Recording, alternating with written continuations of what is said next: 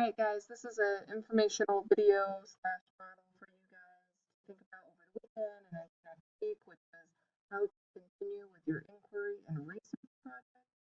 You will be starting to draft and put your research together, so I want to kind of show you what I did. And we're going to call this Think Like a College Kid. I'm modeling this after what I remember doing in my college career for writing. It has some English vibes, but it's what I remember doing in some history classes and my psychology class. So it's kind of a hodgepodge of all those different writing experiences, and it's to help you continue your progress through inquiry and research. And in playful fun, here's a picture of me. I was a college graduate in this picture. It's like a college kid. And when it going forward, when you start doing the next steps here, you've had 2 days in class to kind of figure out your inquiry, write your email, and also do a little bit of kind of general research probably on your phones. So you've already created your guiding questions. Whoopsies. And then you should have started researching. You probably honed in your literature. So I'm going to talk about the secondary and primary. The secondary research, I would argue, is it's time consuming, but it's a little bit more tedious because it's what you're getting off of the web. And then the primary research is also time consuming, but it is more fun because you're kind of in the midst of research and you're creating the sourcing versus secondary where you're taking from somebody else. What I want to model today is how to do a secondary source, how to annotate those sources, how to move on to the Google Doc, and how to be flexible. When you do your secondary research, you're going to look on the web. You need to ask yourself about the validness of the source. When you really want to be conscientious of what you're picking because you're going to be linking up and using these sources off of the Weebly, and you don't want to pick something that is not going to feel worthy of republication because that's what you're doing. You're like publicizing it on your website and you're republishing it, so to speak. And I recommend that you print off your resources. Some kids can do this digitally. I'm too old school and I like to do pen to paper. And then you're going to annotate. So I have a model of how to annotate. When it comes to that model, it's going to look like this.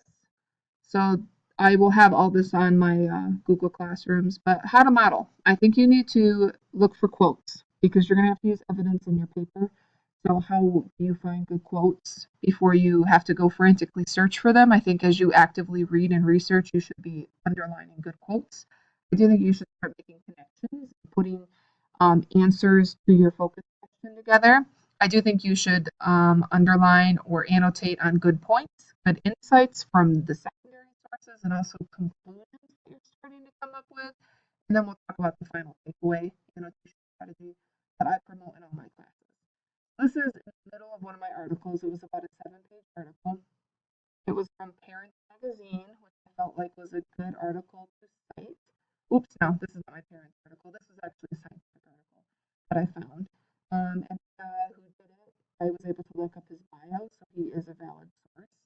And he actually does a survey and has put a big research project on it. I felt pretty confident about this source.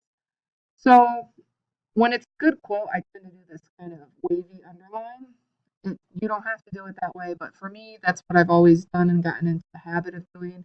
The regular underline stuff is just things that I find intriguing, but if it's something I feel like I could quote, I put the wiggly underlines, and then I just annotated prediction, which is do I think love and affection are going to be the number one traits in my primary resource with my kids' visuals. So I'm just kind of talking to the text. Right here was a valid conclusion and point, which is I didn't think about it, but your stress impacts how you parent. And so that was a new aha moment for me, which is why it has the circle and the exclamation points. And then when I finished the article, this article was long. It was about 7 or 8 pages. It had a lot of information. So what I do is I always do kind of these grand final annotations at the end, which is right up here. I basically wrote what are the biggest takeaways I got from this article.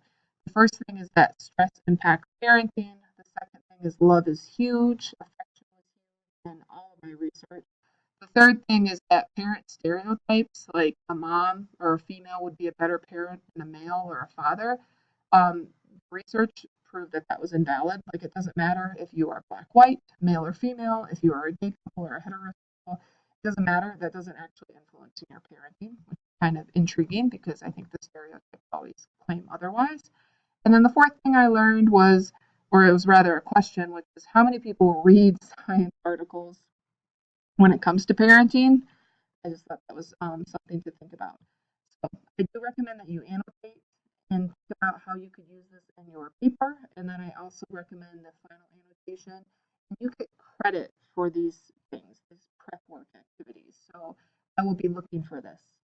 So what I did was I just went through how to annotate, and now I'm going to show you my draft. So this is what I worked on today. I worked on it for about 2 hours, and up here is a note. What I'm noticing is this is a hybrid writing. I want to do some narrative. I'm going to be sciencey. I'm also going to be scholarly and talk about literature. I have research and analysis, so it's going to kind of mix things. I think I'm doing some casual things that I'm okay with because I want to have a narrative aspect to it. But below is an example. So I've started typing out what is going to be called my paper. Now it's not paper, but it isn't because it's going on Weebly. But I always put my stuff on Google Docs first, and then I copy paste it over onto Weebly later.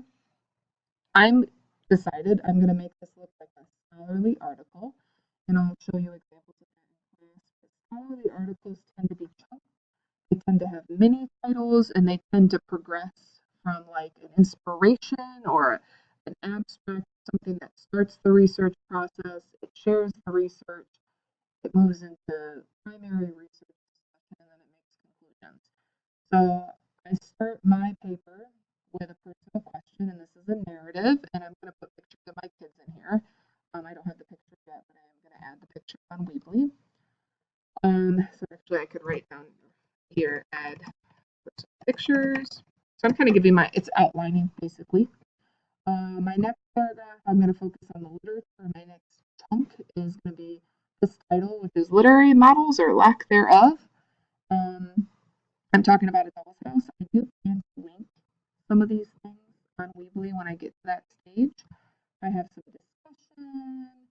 My next paragraph, this is where things get a little bit awkward because I'm still researching, but my next paragraph is going to move into my secondary research.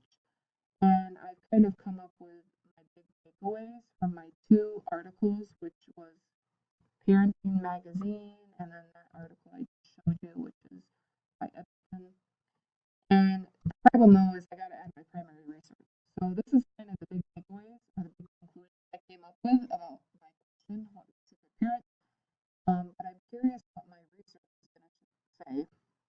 And my research is going to be from kids, and I'm going to see if it correlates to this or if I need to add a 5th or 6th idea. And then I kind of feel like I know where I'm going to conclude it, and then I put a little things to do. I need to get my primary research done. I need to do a little bit more with Laura. I'm actually thinking about doing like a chart of what makes a good parent for a score sheet. I want to do something called a Wordle, and I want to make some of my own visuals. So this is where I'm at. It's a rough outline. I do think the core content is starting to emerge. But like I said, annotating and going through your resources is one of my big takeaways here. And then think about how you want to write this. What kind of style do you want? What's your purpose? How do you want to organize it?